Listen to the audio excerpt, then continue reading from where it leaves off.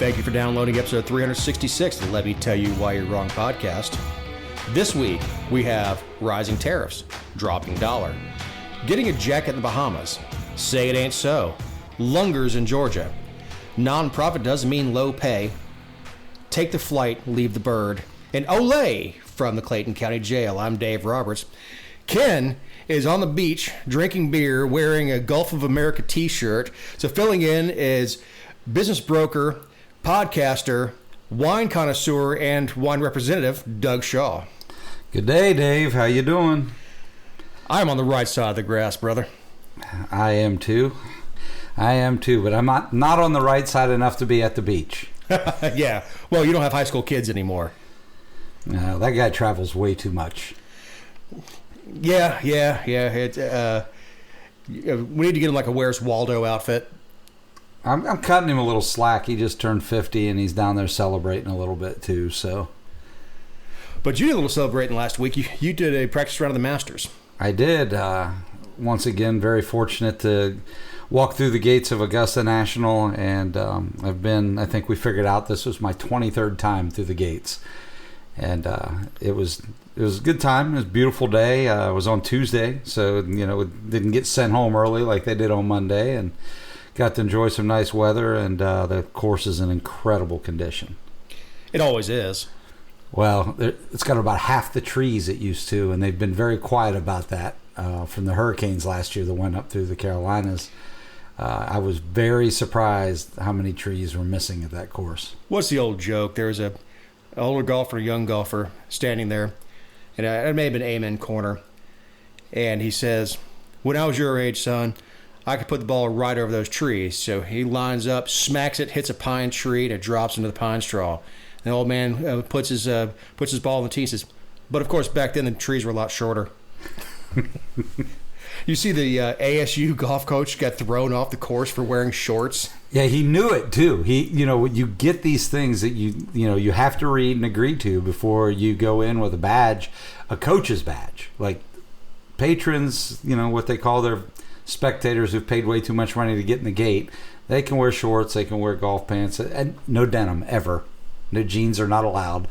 But he knew he shouldn't wear shorts. He just didn't think about it, and. In the college game, shorts are very normal. And it was a practice round. So, let me get this. No denim, so let me get this straight. Canadians are not invited. I was thinking of more gaiters. Well, yeah. Shorts are not allowed.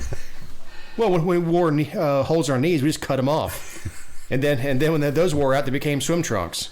But yeah, this coach, he was there on the driving range with one of his athletes who was playing as an amateur this year, and they came up and said, "Excuse me, sir," and escorted him out.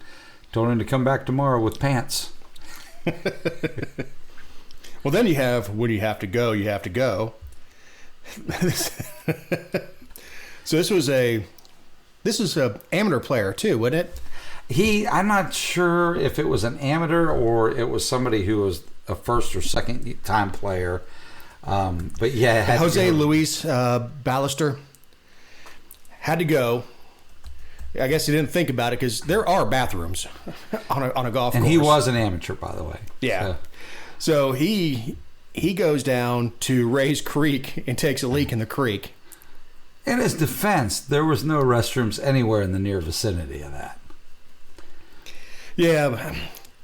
Now, I understand when you're drinking, like if I'm playing golf, a beer hole, you may get around. Oh, you're at the municipal golf course too. Yeah. Yeah, not Augusta National. But look, he had to go. I mean, what is he going to do? I don't think they sent him home. They didn't send him home, but like you said earlier before we came on, is he may catch some grief about it later, like maybe be disinvited from next year's. Well, I would have liked to have been. This happened yesterday, or as we're recording, it happened on Thursday, an actual tournament day, and these amateurs are staying together. I think it's in the Crow's Nest in one of the cabins there. The amateurs all stay together in one of the cabins, and I am sure they have run this guy through the ringer. Oh, I'm sure. I'm sure he came back to the cabin to find diapers laying there. Do you know the absolute best part about all this? The crowd gave him a huge roar and applause when they realized what he was doing. Oh, hell yeah. I mean, look, if you got to drive like John Daly, you got plenty of time to drop in the creek before anybody catches up to you. So Sergio Garcia took the links. This was on Thursday. It was a tournament day.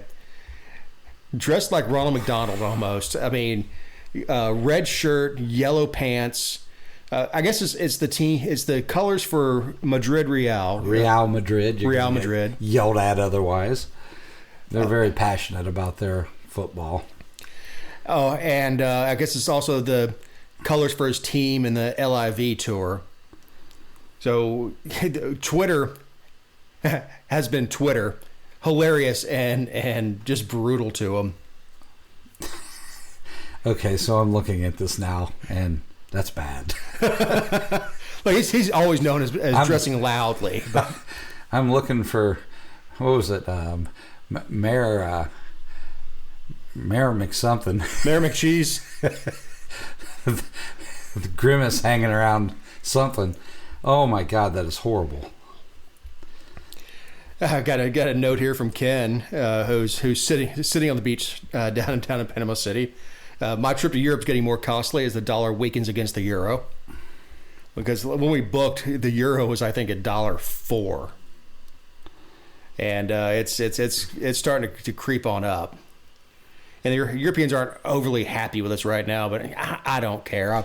I'll wear cowboy boots and a cowboy hat in Rome. I don't care. Where are you going? Fly into Venice, go down to Rome, then up through Tuscany and stay in Florence. So do you have to get a visa? No. Some of the European countries are requiring a visitor's visa now. I think England's one of them. Anything less than 90 days, as far as right now, with the Italian consulate is fine. Nice.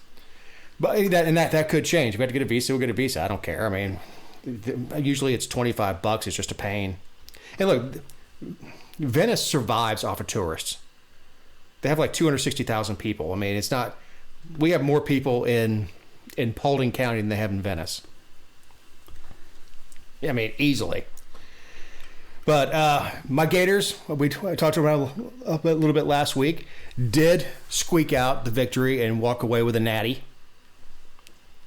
My favorite part of all that, and I didn't watch a lot of March Madness this year, very little, matter of fact, but my favorite part of all of it was who's the freshman center you have? It's like 7'9". Oh, I can't remember his name. He walked up and cut his piece of the net without using the ladder.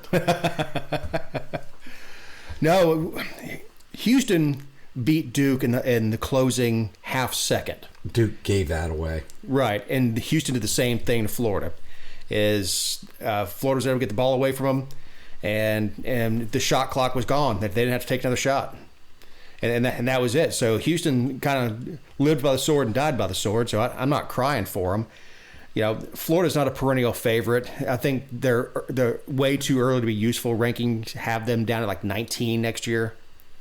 Well, I think the last time they won a national championship in basketball, I was actually at that game. Yeah, because it was against Ohio State. In Atlanta, yeah. And there was no illusions that Ohio State was going to win that game. You know, it was rather amazing that they were even in it. I was excited they were there, and it was in the town I live in. And that was probably, I think, one of the greatest college basketball teams. The 2006-2007. Yeah, that was Donovan. That was Coach Donovan. Just, a really, really good, well-coached basketball team. And we got to beat Ohio State, was it 3 times in 2 years? 2 in football and one in 2 in football and 1 in basketball. And now you understand why I can't stand the Gators. Thursday night's game, Braves game. Talk about a marathon. First pitch was at 7:05 or whatever it was. Made it till the 5th or 6th inning. Rain delay came through. Top of the 7th because I went to bed. Yeah, rain delay came through, and then my power went out. And so the power came back on at a little after 11:30, right when they were starting back up. So I caught the end of it. Besides being a good game because they won, Ozuna had a doppelganger there. And this guy, other than having a few pounds on Ozuna in exactly the wrong place, he had a big old gut, was a dead ringer. He's a bald black guy with a beard, and he was in full uniform, including he had the guard. I saw the yellow arm guard. Yeah, the neon yellow arm guard on. Yeah, it was great. And after the rain delay, the stadium was empty. There were more Phillies fans there than the Braves fans. So everybody was watching this guy. And he was standing front row behind the dugout. So he had dugout seats, front row, and he's standing there giving signs and all that stuff and just having a great time. And the broadcaster was having a great time with it because what the hell is he going to talk about? It's now 1 o'clock in the morning and it's going to 11 innings. And both teams want to lose at this point. Just get us out of here. Well, the Braves didn't lose. They did not lose. Ozuna, oddly enough, hit a walk-off home run. So until Ozuna starts slumping, someone needs to get this guy season tickets to be there at every game, right there at the dugout. Just all the Braves fans just chip in $10 a piece and get this guy the season tickets for that seat. Players right on the could dugout. Swing by, rub the belly, and keep going. That's it. Now we do have Thursday, as we're recording Friday afternoon. There's not a whole lot of information on the helicopter crash in the Hudson, other than it was piloted by a Navy SEAL veteran. The guy was a Navy SEAL, got out of the Navy, went to flight school, became a commercial helicopter pilot. He was taking some tourists around Manhattan. He'd previously been a helicopter pilot in Chicago, so he was not a novice. And all we know at this point is the blades came off, which is the one thing that you don't want to happen in a helicopter. There's a lot of things you don't want to happen in a helicopter. Yeah. Not a lot of room for error in a helicopter. Well, you can auto-rotate to the ground. It was It was pretty unsettling. If you lose power to your primary rotor, you can auto-rotate down. If you lose your tail, you can get to the you're going to get to the ground one way or the other, but you can get down and walk away from it. Blades start flying off the main rotor.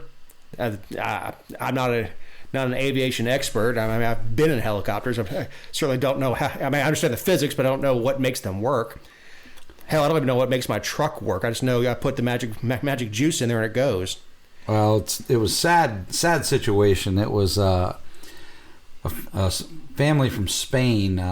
The fellow, the husband, the father, was an executive with the Siemens Corporation, and it killed his wife and 3 children and the kids. I think the oldest kid was only like 11 years old, and they were on vacation in New York City and taking a helicopter ride around the city. It's look, I've only ever been in a helicopter once. We recorded a podcast in a helicopter once. The audio was not great. I was about to say that's a horrible idea. Well, it seemed like a good idea at the time, and I did get a helicopter ride out of it. So yeah, but all these TV shows and movies where you see guys talking to each other in a helicopter, no, never. No, there's a lot of hand signals, but unless you've got a headset on, you have no idea what's happening. You're not talking to each other. You're just kind of sitting there waiting for the crew chief to tell you to get off. But I'm not going to tell my wife about the story because when we do go to Hawaii, all right, so I'm a nerd. Somebody has got the same type helicopter as Island Hoppers from Magnum. I knew that's where you were going with painted this. It the same colors. What was the guy's name? TJ? TC. Richard Mosley, I think's his name, or was his name. He was actually a helicopter pilot, but insurance would not let him fly on the show. They had to use a professional pilot. But I think that's what his name was. But yeah, it's TC. It was Theodore Calvin. Are you gonna grow a mustache and wear was it a red Hawaiian shirt? Well, it's different Hawaiian shirts, but yes, I will wear Detroit Tigers hat. I've already picked out the Detroit Tigers hat. I will wear short shorts, white sneakers, Hawaiian shirt, and I may shave the bottom of the goatee. My wife does not want me walking around looking like a child molester. When is this? It'll probably be next year. We're going to go next spring, so yeah, that's great. Yeah, I mean it's but she's scared about getting on a helicopter. I'm like, what's the worst going to happen? Crash and we die? Who cares? It's like, wait, we're not leaving any kids. Fill out a will, we'll be fine. Leave your guns to me, please. Yeah. I have instructions with everybody to if I die with my wife is take my guns to Brian Dobbs, who owned Dobbs Defense, and my bourbon over to my brother to sell because so nobody takes advantage of her. Wow, my greatest fear is that when I die, that my wife will sell my guns and my bourbon for what I said it was worth. What you said you paid for it, yeah. I just got rid of some of my bourbon today, but it I would hope for more than you paid for it. Yeah, 7.5 times. Not bad.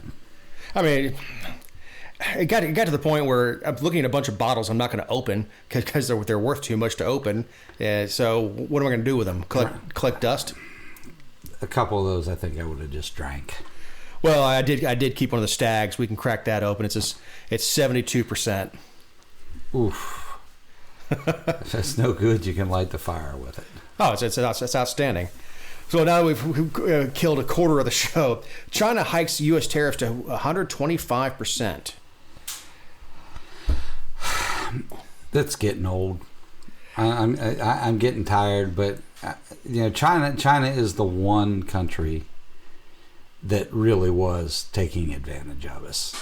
But I don't know which one of these guys that are on a power trip, and Trump is on a power trip, but which one of these guys is going to blink first? Trump blinked on the rest of the world. He got rid of the reciprocal tariffs, but it's still 10% across the board. Yeah, it didn't go to zero, but that's for 90 days. China, so Trump increased the Chinese tariffs to 145. And look, honestly, our pockets are deeper. It's not going to help the consumers. I was just talking to somebody we both know today. He wants to do a mini split air conditioner in his upstairs bedroom for his college daughter when she comes home. And I said, look, man, he goes, well, just give me a ballpark. I said, I can't give you a ballpark until I price it because those things come from China. Almost exclusively come from China. Yeah, China has already been struggling enough. The cost of Chinese goods has been coming up at a pretty steady pace. And this actually may hurt them worse than us because a lot of companies have already been looking outside of China to manufacture, and this is going to give them the final reason to do it. Apple's talking about moving the iPhone production to India. Yeah. And they were already looking at it. Well, this is going to be the catalyst. Well,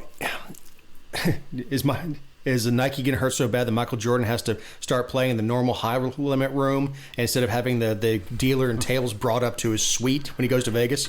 Well, with Nike, at least they don't have to worry about the pay raise for their employees. Well, exactly.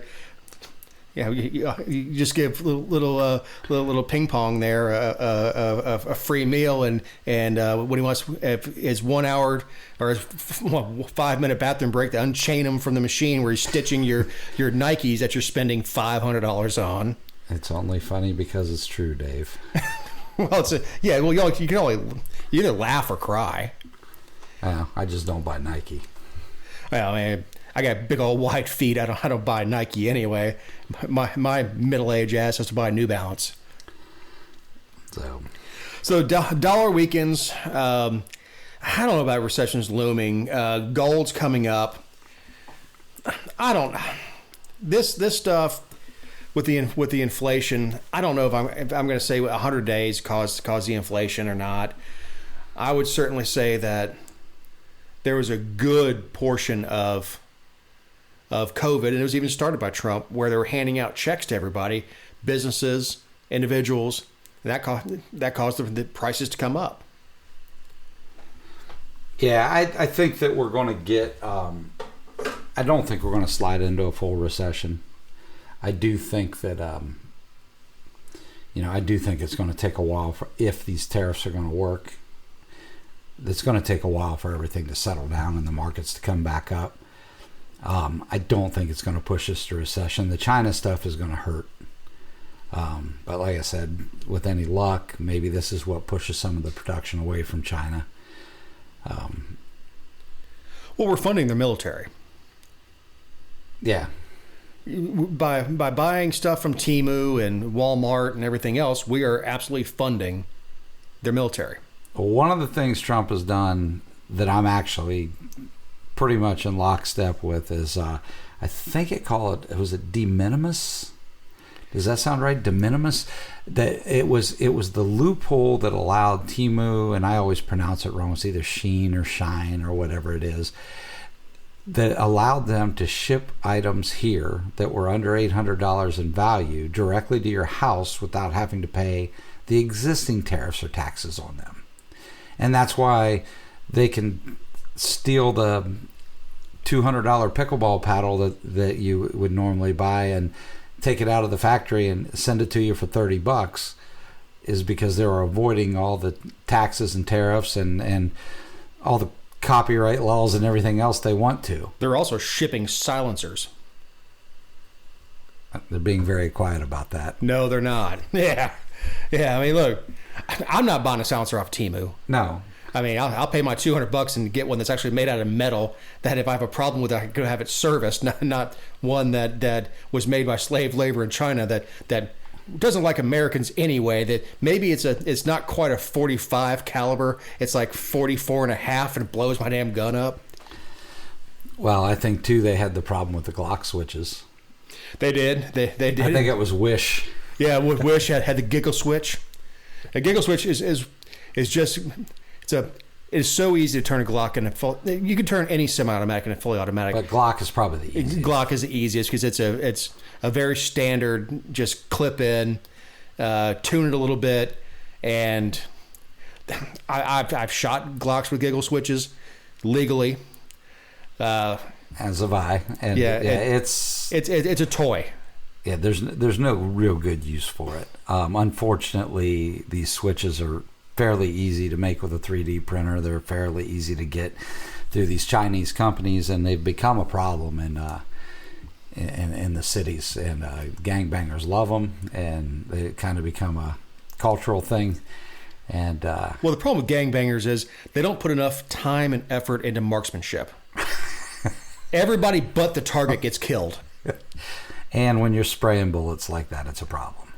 Yeah, I mean, I don't care if a gangbanger kills another gangbanger. Nobody really cares. That goes back to the 20s and Prohibition and all that stuff. Nobody cares. But what happens is when you're doing drive-bys like that, you're hitting a baby in its crib. Yeah. So it's I think Temu and Sheen, Shine, whatever the hell it is that they call them, you're going to see a big change in those type of companies because that was not something that was tariff related. That was something that an executive order was able to take care of, and I don't think that's one of the executive orders that's going to get pushed back. And look, I have no problem with people owning automatic weapons. I think the NFA should go away. Oh, I'm with you. But it is annoying for those of us who acquire our NFA items, that's National Firearms Act, items the right way, and go through the channels, wait a year after paying for the item and paying the tax on it, wait a year for it, and some dipstick in McDonough or something is ordering off a Temu and tapping the end of it with his drill press. Because what I said, they're selling silencers. They're selling oil traps or solvent traps that they're calling what are actually baffles, solvent filters. All you have to do is run a drill press through it, and all of a sudden, it's a silencer. But you can make a silencer out of just about anything. I mean, I've seen oil filters. Yeah, the oil filters. I've seen people make them out of 2-liter soda bottles. Single use, yeah. But So, I don't know. The dollar. Look, I still hear stories from my father about going to a double feature matinee, getting a small Coke and a pickle for like a dime. A pickle. Yes, my father grew up in Alabama, so yes, it wasn't a bag of popcorn. He'd get a pickle. You either got a pickle or a pickled egg, and you will like it. My father could drink beer and eat pickled eggs and peel the paint off the walls. I still like pickled eggs. All right, be careful when you travel outside of the country. We've got his kid's 23 years old. Denari McAlmont of Maryland is in a pretty nice area. It's one of the Atlantis hotels on Paradise Island. He's at dinner with his parents, and anybody who's been to the islands knows you're at open air restaurants, and it's been kind of chilly. It's on the same latitude as Fort Lauderdale, Miami, so it may have a little chill in the air. So he says, "Hey, Mom, Dad, I'm gonna go run to my room and get a jacket." He goes. He doesn't come back. They try to track his phone. Nothing. They found his body the next day on the beach. His mother had to identify it. She says it looks like he was beat up. The Bahiminan authorities said he drowned. How in the hell do you drown between the restaurant and your hotel room? Well, the same thing's going on in the Dominican right now, and with an American student. But look, people constantly go to these countries and think it's the same as the U.S., and it's not. There's been a travel advisory for the Bahamas now for what? 2-3 months with the United States, telling them that the crime has gotten so bad again in the Bahamas that Americans need to think about vacationing somewhere else. Bahamas is beautiful. It's close to the U.S. It's easy to get to. I mean, what's the flight from Miami to Nassau? 20 minutes? 20 minutes, yeah. You can get there by pleasure boat. Oh, yeah, I was going to say, I think my dad has, he and his friends have run a 28-foot center console to the Bahamas to go fishing. Yeah. From the Fort Lauderdale area. Yeah, from Port Everglades to Bimini. I mean, the crossing can be dicey because you have to get across the Gulf Stream, but geographically, you can hop a ferry from Fort Lauderdale, West Palm, or Miami, and be in Nassau in a couple hours. I think as long as the police there will follow through with an investigation, and they may not, they'll probably find out that something happened to this kid. In the end, maybe he did drown and he got banged against a bunch of rocks when he drowned, and that's why he looked beat up when he washed on shore. But it certainly sounds suspicious. The series of events doesn't make sense. No. And any country you go to, there's, with very few exceptions, there's an inherent danger of traveling there. The United States is no exception, but I think people don't understand how safe the U.S. really is. You go to these other countries, and I think you and I talked about this a little bit ago. A mutual friend of ours, his wife and one of his daughters are in Europe right now. It's spring break, and they're both teachers, and they're over there visiting. And he had this big, long conversation with her about pickpockets and just crime in general in Europe against Americans. And fell on deaf ears. And yesterday in Brussels, she sits down, she puts her purse down beside her, turns around, looks the other way. When she turns back around, her purse is gone. I mean, phone, wallet, money, everything. All over a waffle. Yes, all over a crappy dinner. A bong and a blintz. And so it's just, when you travel, be aware. Be aware of where you're going, what the issues are. You'd do the same if you were going to Atlanta. You'd go to areas and be aware of things that are going on. And this sucks. But there, like I said, the U.S. has had this travel advisory in place for a couple of months now with the Bahamas, because they're already getting reports of people getting rolled and robbed and beaten and such. And this is horrible. I mean, it was a kid. What did you say? How old was he? 23. 23, and I mean, that's still a kid. I mean, I didn't used to think so, but I do now. Yeah, I thought I was a man. I was a grown-ass man. My children are that age, so I still consider them a kid if they were traveling. So it's they said foul play is not expected this time, but it certainly sounds like there was. It just doesn't make sense.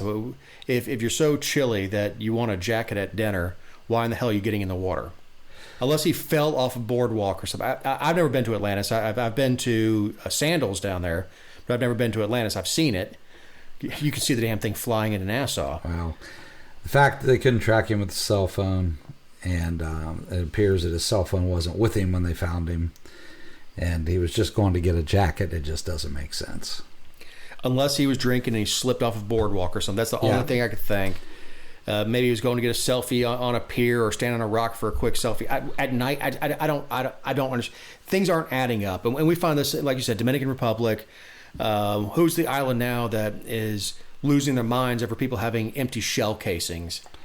Oh Lord, that was Turks and Caicos. Turks and Caicos, yeah.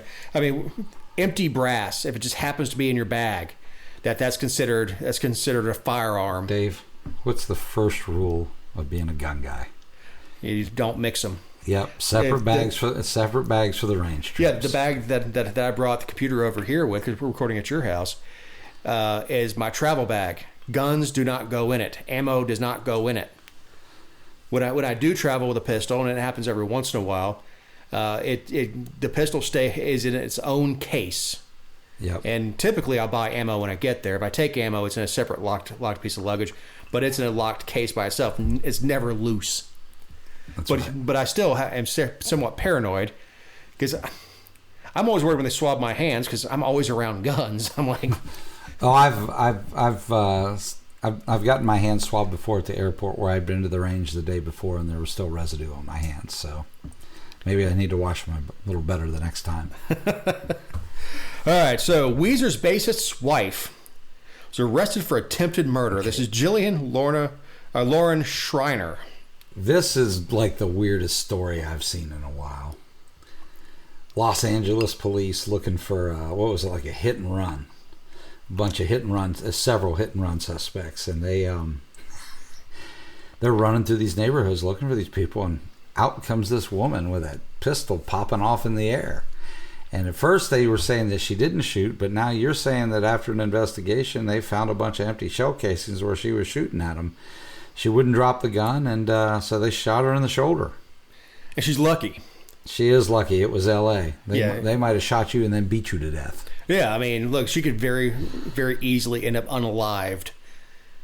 I mean, look, do I agree that police have the right to disarm me? Hell no. Am I going to try to exert my right on the side of the road? Hell no. No, that's what court's for. Right. I know attorneys, and I will pay them to get me out of this. It's just a weird story. It is, and of course, the internet chatter is happening, and they really haven't been clear. She was arrested for attempted murder. Now, was she shooting at hit and run suspects? Was she shooting at the police?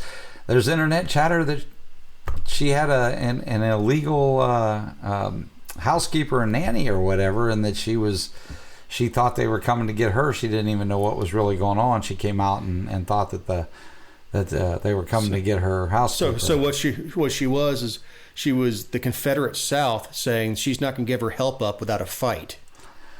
So I'm curious to see what happened now that I've seen that she was actually popping rounds off. I've kind of changed my opinion a little bit on the situation, but we'll see how it plays out. She's out on bond. I'm sure that wasn't cheap. He's got it. He's got it, and I saw something the other day that said Weezer might be the most okay band of all time. Yeah, but I'm a big fan. I've seen them. I can't tell you how many times. They're a great live band. I love their music. And Rivers is a super smart guy. Yeah. Oh yeah. They're just a great band, and. But we'll see what happens. I'm curious to see where this goes because it was supposed to be at Coachella, and it was the last story I saw. And again, this is Friday afternoon.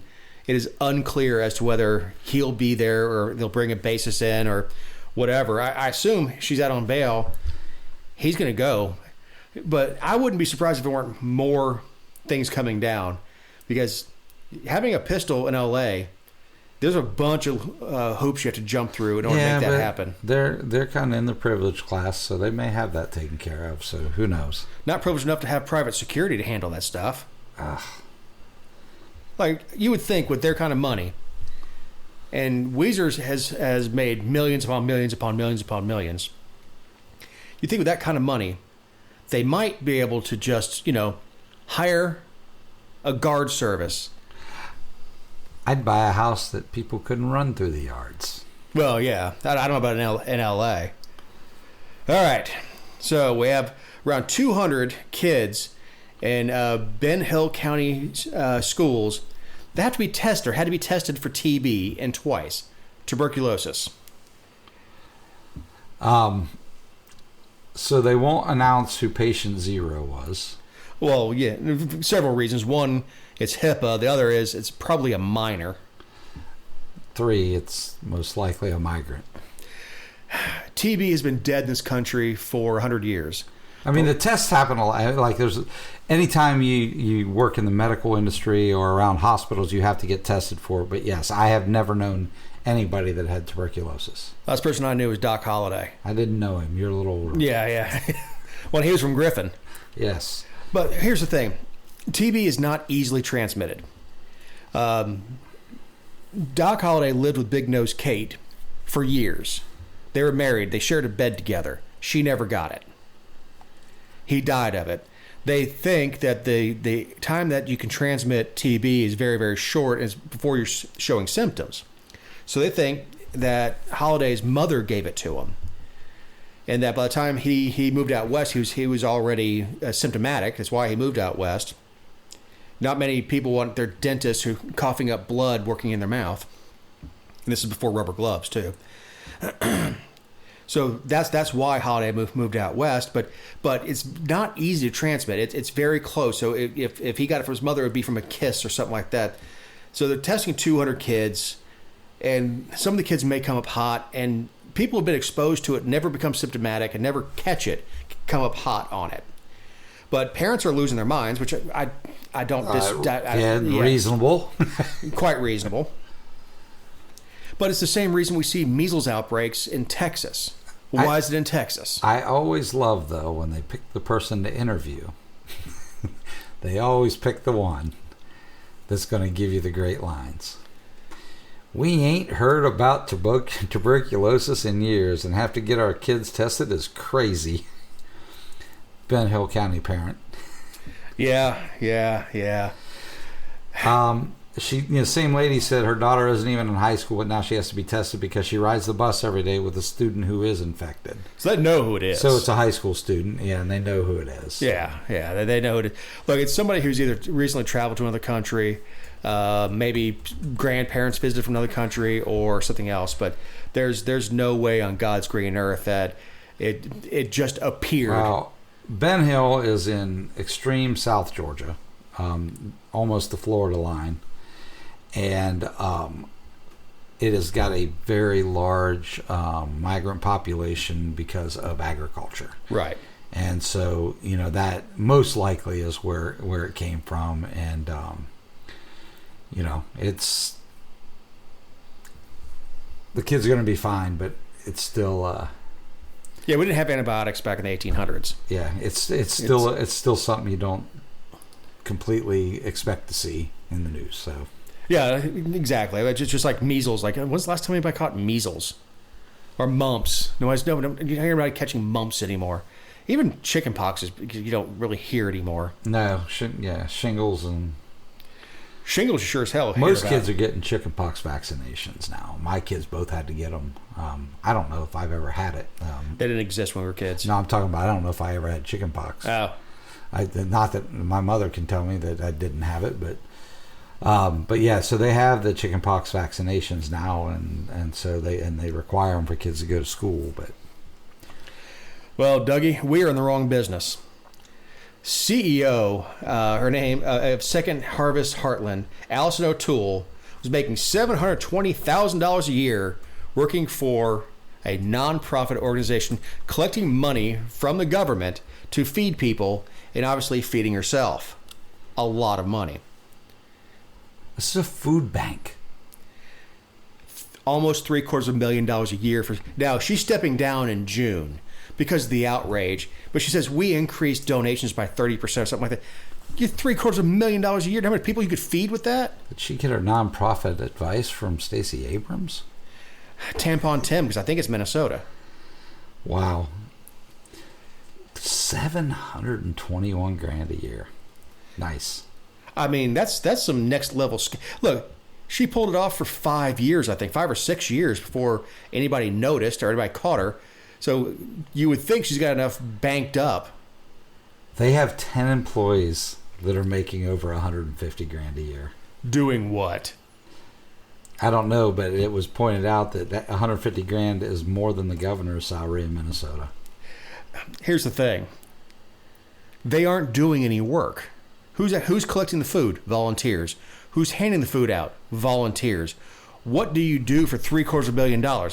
Oh, I go and write grant applications. That's it.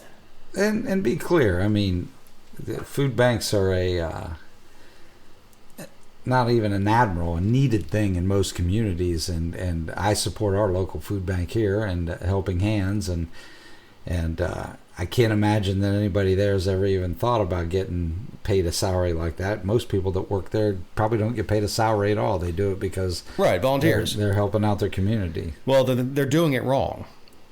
Evidently. They're doing it wrong. Think about how many more people you could help if you were making $750 million a year. Well, the questioning was done through Congress. It was from a House Ways and Means Committee, and the response from the organization is, "We are proud to offer competitive wages across all of Second Harvest Heartland's team that allow us to recruit and retain the type of forward-thinking talent best suited to help solve Minnesota's growing hunger crisis." Jesus, Dave, if you took their salaries, you could buy enough food to feed the hungry people in Minnesota. Both of them. I've been there. Look, if she was making $150,000 a year, we wouldn't even bat an eye. No. Well, that's for someone who works hours as CEO does. I understand. Now look, CEO Ed Bastain for Delta makes millions a year. Don't have a problem with it. His company is profitable. But this is a company that's, well, Delta's asking for handouts from the government too, but they're asking for handouts. First of all, Congress would never have gotten involved if they were privately funded. It is only because they're taking government money that they're being questioned. All right, man. This is my favorite story this week. Leave your parrot at home. So, 76-year-old woman and her emotional support parrot were barred from a Frontier flight, which, first of all, being barred from Frontier You need an emotional support parrot. Yeah, I mean, my financial status has barred me from Frontier. And my inability now because my bad knee to fight.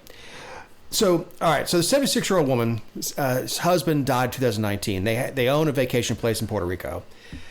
She was trying to get back to New York. She flew down there with her gray parrot, which apparently has been a great comfort to her since her husband died 6 years ago. But trying to get back from Puerto Rico, they wouldn't let her board the flight. And if you read the bylaws and the rules about carrying birds and things like that on airplanes or on Frontier, it specifically excludes parrots. Small birds are allowed. And look, I don't want to be on a damn flight with a bird anyway. You know, I want to ease my seat back and go to sleep, or at least watch the in-flight entertainment and chill. Well, if you know anything about a gray parrot, they're the most vocal of all parrots. I think I was married to one.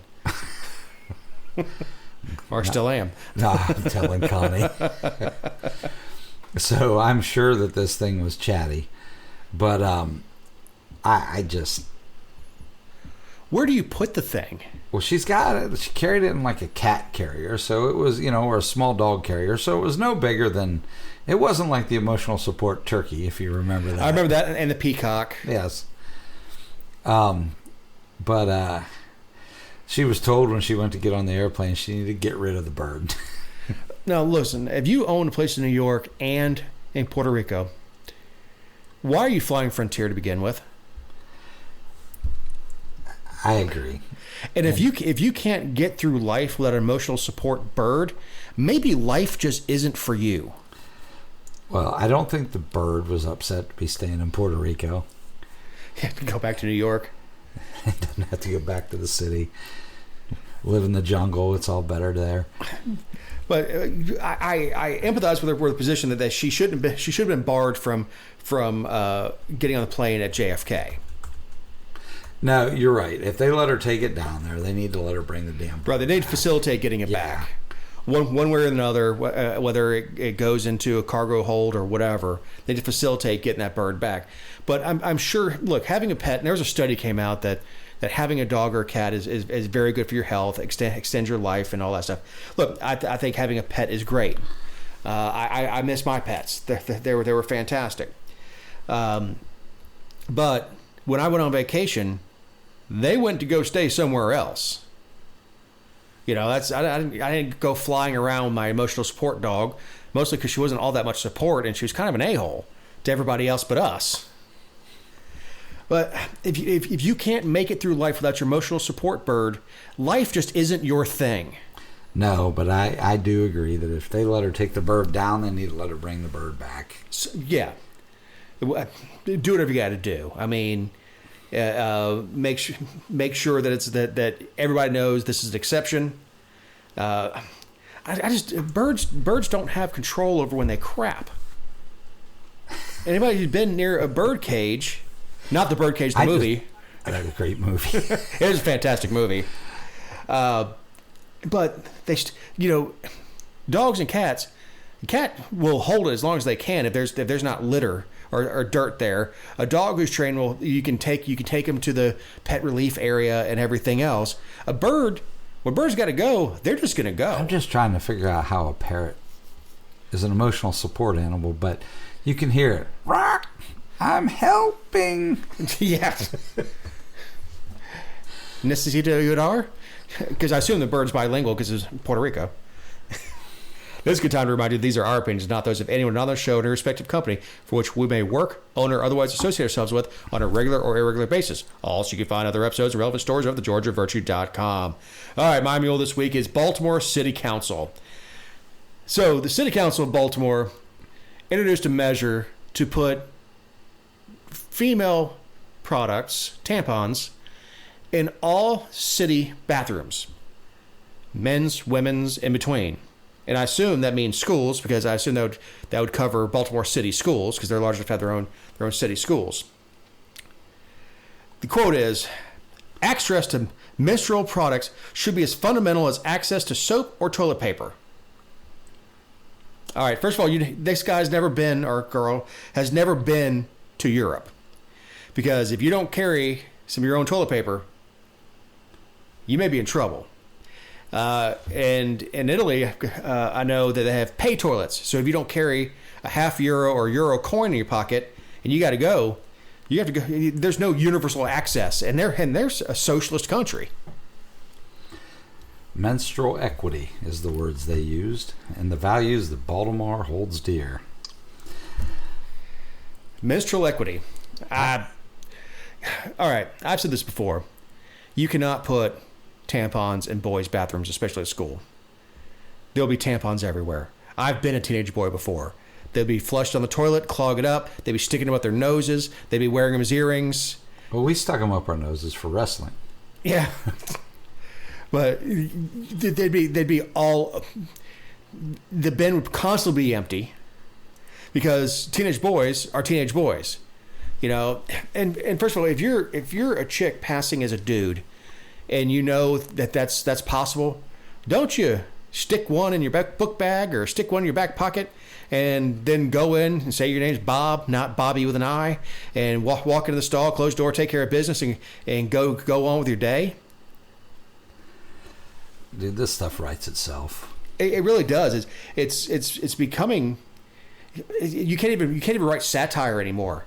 The Babylon Bee, it tries really hard to be satire, and more you read the stuff and you're like, okay, it's the Bee. And then Babylon Bee has a sister publication called Not the Bee. So they tell you this is not satire. And a lot of times the stories are very, very similar. The Onion's the same way. It's like I said, this stuff writes itself. All right. So Clayton County says, "Olay!" to a convicted murderer. It's almost like Victor Hill's back. Isn't he still in prison? Yeah, I think he is. Oh, so... It was time for parole. He came up a little short. Oh, man. So what is it, guy? 5'1"? Something like that, yeah. Short man syndrome. So, sir, this killer was convicted. And unlike the movies, when you get convicted, they don't just haul you off and throw you in prison. There's administrative stuff that has to be taken care of. So you go back to the jail, and I don't know if this was before sentencing or after, but they just went and grabbed him. Said, okay, you're out. And if you've just been convicted of murder, you're like, cool, later. I mean, it's not like not like you have anything to lose at that point. Again, the quotes. All I can say is we did our job. We convicted him of felony murder and aggravated assault. He was sentenced to life without the possibility of parole. However, there was a possibility that some dumbass would let him out. This is I think, second time in a year that this has happened to Clayton County. There was one where the guy was like Spider Monkey. He got above a doorway and suspended himself by pushing his hands and feet out, waited for the door to open so it would come out or come in, and then swung his feet down and got down. There was one, I can't remember where it was, where an inmate got to the front office of the jail for whatever reason and looked around, nobody was there, and just kind of walked through unlocked doors and let himself out. Well, this poor woman, her name was Christina Grayson, she got the phone call that her daughter's killer was released, right? Said she was in sitting in pickup line at her grandkids' elementary school. But the thing is 2 weeks. 2 weeks the guy had been on the run before they called and told the victim's family. They didn't know. They probably didn't know until the state van showed up to take him to Jackson, which is the first place I guess you go in prison is to Jackson for diagnostics and stuff. So the prison van shows up to get him, and they're like, where is he? They don't even know what day. They said it was the third time since 22 that an inmate had been mistaken released from Clayton County, but it said Guzman was released on or about March 25th. They still don't even know when it happened or why. Yeah, I mean, I tell you what, he's living his best life right now. He's going to get caught. Yeah, without a question. And hopefully something like that, he takes care of the... Do they not have a head count? I don't know. I mean, the fact that they can't even tell you what day for sure that they released him is ridiculous. Hey, where did he go? I guess the jail, he just hopped on MARTA from there or something and just kind of... And everybody's passing the buck. The Clayton DA, Tasha Mosley, she said that the person who needs to answer is Sheriff LaVon Allen, not her office. Well, that's true. To an extent. Yeah, well, she did her job. She got the conviction. Yep. And a life sentence. So, I mean, she did her job. The DA is not running the jail. Ultimately, it is the sheriff. It's going to be whoever his chief deputy for the jail is, and then on down the line. But everybody's going to point their fingers at each other, and they're going to throw their hands up, and nothing will get fixed. Well, like I said, my hope is they find the guy. Maybe he takes care of the problem himself, and then the taxpayers don't even have to worry about this one getting out again. I mean, they don't even know where to start the manhunt, other than I don't know, where do you start a manhunt for this guy? He was on the run for 10 days or 15 days before they even knew he was gone. Might be out of the country by now. If he's got the juice, he could be. I mean, again, no one knows to look for him. He could walk through any airport. And now obviously the facial recognition should pick up on him, but he's just a face in the crowd for 2 weeks. You give me a 2-week head start, I'm gone. You're not running. Well, I ain't running anywhere. You see me running. It's big and I'm out of ammo. Yeah, if you see me running, get in front. There's something bad behind me. No, but I will book a trip somewhere that doesn't extradite. Well, certainly not on Frontier. Not on Frontier because I can't take my bird. I don't know what's going on. Clayton County's been a mess forever. But how you waltz out the door, it's one thing to sneak out. It's one thing to climb a fence, to pay somebody on the inside to open a door for you. All those things are criminal. Or like we saw in I think it was Smith State, where a guy stole a grader and drove off with it. A piece of heavy equipment was on the run for 2 weeks. This guy was just let out, and there's no operational control. There's nobody who knows what inmate belongs in what pod. Nobody has any idea what's going on. You think at some point, at some roll call, someone will be like, hey, where's the guy that belongs in that bed? He was released. It says here they have no idea what's going on. There's no control. And as long as the voters in Clayton County continue to elect people that don't know what they're doing administratively, it's not going to get any better. And the problem is it doesn't just terrorize people in Clayton County; it terrorizes people all around Clayton County. Because I guarantee he's not going to stay in Clayton. Well, hopefully they get him and get him soon. All right, Doug. As we're winding down, you have any closing thoughts? I think you had a mule too. Well, I kind of did. Jared Polis, the governor of Colorado, signed a semi-auto rifle ban in his state. And in order for you to own a semi-auto rifle in the state, you'll now have to take a class that they still haven't defined. And he's assured everybody it'll cost no more than $200. So the good news for the people of Colorado is you can keep some of your constitutional rights for the low cost of $200 whenever they choose. But stupid. I don't have a lot to say about it other than you're paying for a constitutional right is complete and total crap. So, but Colorado, California was what I was going to say. Same difference. It's been headed that way for a long time. The thing is $200 is not going to do it. You won't have firearms instructors doing it. Sure, right now you get a class full of 10 people and it's a 2-hour class. That's not bad money. But as inflation goes up... It's going to be a more involved class than that, though. It's going to require range time, class time. It's probably going to be like an 8 or 12-hour class. And then nobody's going to do that for $200. No. It's going to be 200-plus range time. This one will go to the Supreme Court. This one will get shot down at the Supreme Court. So to speak. Yeah, you hope so, too. But my closing thoughts really...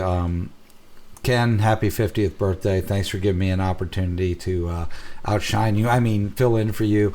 And to my Jewish friends and family, Passover starts tomorrow. Seders are tomorrow night and Sunday night. And I'm not a very religious guy, but recently in the last few years I've gotten to attend a Seder. And it's an interesting ritual, and it's kind of cool. And it's a big time of year for the Jewish religion. So... got a lot of friends and family that are Jewish, so just kind of wanted to recognize that. Awesome. And of course, this Friday is Good Friday. So that's it's also, as we're recording, Masters Weekend. So a lot to do this weekend. Yeah, this weekend as we're recording. My friend was asking, "What are you guys doing this weekend?" I'm sitting in front of the TV with a beer. Watching a game I hardly ever play anymore. Yeah, well, with my injuries, I can't play anymore.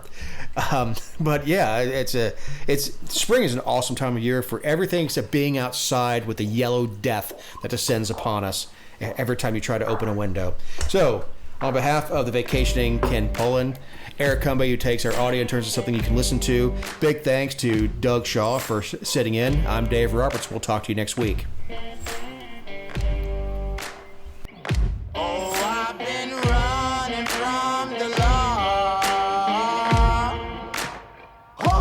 Shoot me down soon.